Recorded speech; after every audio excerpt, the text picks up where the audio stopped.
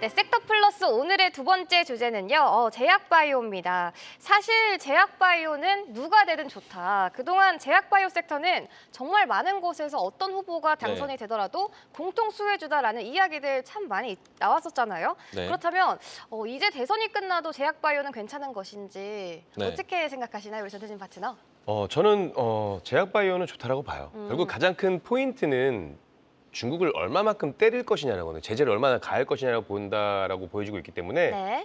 그러니까 해리스 정부가 들어오든 트럼프 정부가 들어오든 중국 때리기는 계속될 것으로 보여지고 있고요. 아까 말씀하신 건 트럼프 정부가 들어선다고 한다면 중국에 대한 제재가 더 심해질 가능성이 높습니다. 그렇기 때문에 제약바이오 섹터는 좀 더 좋은 흐름이 나와줄 수 있을 것이다라고 보여지고 있고, 물론 이제 생물보안법 관련해 가지고 이제 상원 그리고 대통령 제각까지 떨어지려면 시간적인 부분이 좀 걸리겠습니다만, 궁극적으로 그 양 정당에서 지금 추구하고 있는 것들은 중국 제재에 대한 부분들이니까 이 추구하는 바가 바뀌지 않는다라고 한다면 제약바이오 섹터는 수혜를 계속 받을 수 있을 것으로 보여지고 있고요.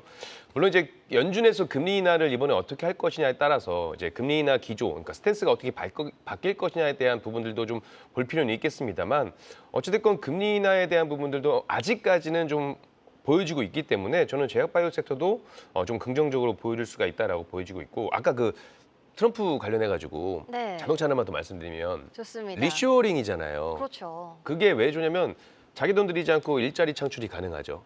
그리고 생각해보면 관세를 예를 들어서 한 달에 10,000원씩 내. 그랬다가 5,000원씩만 내.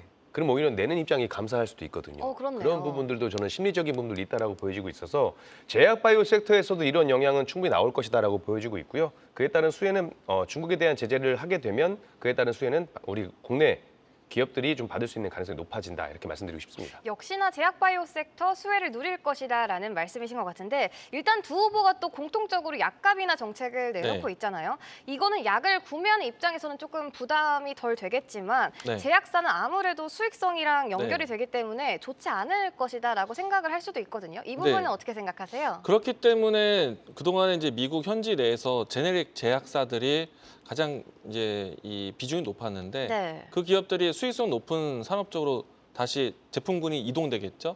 그렇다 보니까 마진 수익성이 높은 거는 바이오 시밀러 쪽 제약군입니다. 그러면은 제약사들이 바이오 시밀러에 대한 투자를 좀 더 이어갈 수 있겠죠.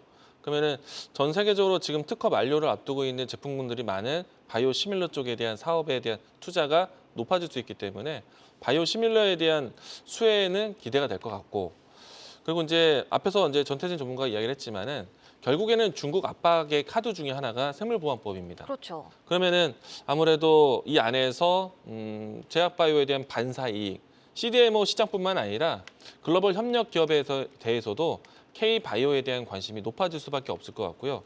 특히나 특허를 만료를 앞두고 있는 바이오 시밀러에 대한 제품군들이 항암제 시장입니다.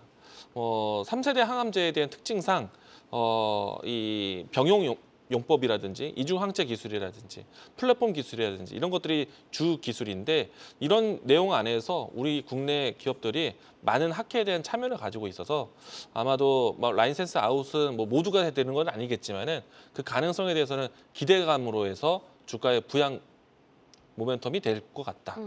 제약바이오에 대한 키워드는 괜찮은 것 같습니다. 하나 더 알겠습니다. 말씀드리면 네. 자꾸 트럼프 얘기만 해가지고 트럼프 혹시 후보가 트럼프가 될 거라고 생각하시나요? 아닙니다. 그렇게 생각을 하는데 네. 기업 친화적인 인물이잖아요. 그건 그 세금을 감면해준다, 감세를 하잖아요. 그렇게 되면 어떻게 보면 기업들은 세금 감면에 대한 혜택을 받게 되면 실질적인 부분은 긍정적일 수 있거든요. 그렇다라고 한다면 미국 기업들에 대한 친화적인 정책이 나왔을 때 미증시는 오히려 좋을 수 있어요. 이제 글로벌 국가들의 증시는 모르겠습니다만 미증시는 이 기업 실적에 대한 부분들이 좀 호재로 받아들여서 좀 좋아질 수 있다, 이렇게 볼 수 있습니다, 저는. 알겠습니다. 말씀해주신 것처럼 제약바이오 안에서도 특히나 미국의 법안 네. 이슈로 크게 올랐던 거, 삼성 네. 바이오로직스부터 해서 그 생물보안법이라는 통과 기대감에 그동안 많이 올랐었잖아요. 이게 사실 바이든 정권에서 발의가 됐던 건데, 그렇다면 네. 트럼프가 당선이 된다면 이렇게 재집권을 하더라도 이걸 이어갈 수 있을까요? 일단 리쇼링에 대한 관점이나 중국에 대한 견제를 안보로 키워드를 잡았던 거는 바이든 정부보다는 트럼프 정부부터 시작을 했잖아요. 그래서 이제 그 부분에 대해서는 계속 이어가지 않을까 생각을 하고 있고요. 그리고 이제 제약바이오에 대한 관심이 지금 괜찮은 점은 여전히 모멘텀이 살아있다는 거죠. 일정에 대한 이벤트가 있어요.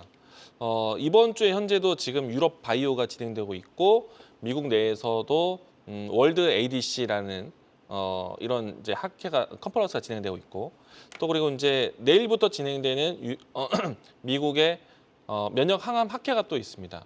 이런 일정표가 있기 때문에 모멘텀을 가질 수 있을 것 같고 그리고 이제 머지않아서 비만 치료제에 대한 추가 제품군이 국내 출시를 앞두고 있고 그리고 이제 치매 치료제에 대한 출시를 올해 연말까지 또 나올 것이기 때문에 이런 이벤트에 대한 일정만 본다면 제약바이오 제로는 아직 살아있다라고 보시면 좋을 것 같습니다. 알겠습니다. 미국 대선이라는 이벤트도 있지만 뭐 말씀해주신 것처럼 금리 인하부터 해서 여러 가지 상승 네. 모멘텀이 있잖아요. 그렇다면 네. 가장 궁금한 건 이거거든요.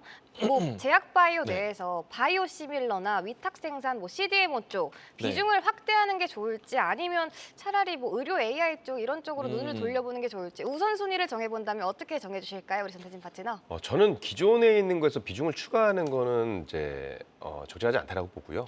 네. 각자 이제 지금 우리가 제약바이오가 좋다라고 해서 제약바이오의 모든 비중을 실는 것보다는 워낙에 불확실성이 있으니까 현금을 좀 가지고 계시다가 나중에 추가적으로 조정 나왔을 때 매수를 한다든지 혹은 다른 섹터 방금 말씀하신 바이오시밀러가 아니고 이제 의료 AI라든지 이런 쪽에 또 각광을 받기 시작하면 그쪽으로도 공략을 해볼 수 있는 자금을 가지고 계시는 게 맞다라고 저는 보여주고 있습니다. 일단 그래도 지금 우리가 관심 가질 만한 것은 생물보안법 수혜주는 당연히 포트에 하나씩은 있어야 되지 않을까 이렇게 말씀드리고 싶습니다. 알겠습니다. 현재로서 비중 확대보다는 의료 AI 쪽도 긍정적으로 전망해 주셨는데 그렇다면 우리 이강우 네. 파트너는 어떻게 생각하시나요? 저는 계속 집중하는 게 맞다라고 봐요. 어. 플러스 알파로 이제 의료 AI를 같이 보는 것이다라고 생각되고요. 네.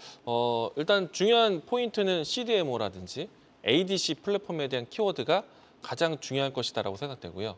그리고 이제 지금 앞에서 이야기 드린 것처럼 일정표의 학회에 대한 일정 이야기하면서 여기에 항상 이제 최근에 포함되고 있는 기업 중에 하나가 의료 AI 기업들입니다.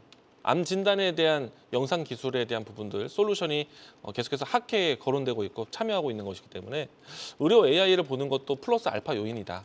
다만 메인은 바이오시밀러에서 위탁 생산이라든지 바이오시밀러에서 플랫폼 협업하는 기업들은 먼저이지 않을까라고 생각합니다. 알겠습니다. 상승 모멘텀 앞으로도 충분히 남아 있으니까 의료 A까지 전반적으로 지켜보는 게 좋을 것 같다라는 말씀해 주셨습니다.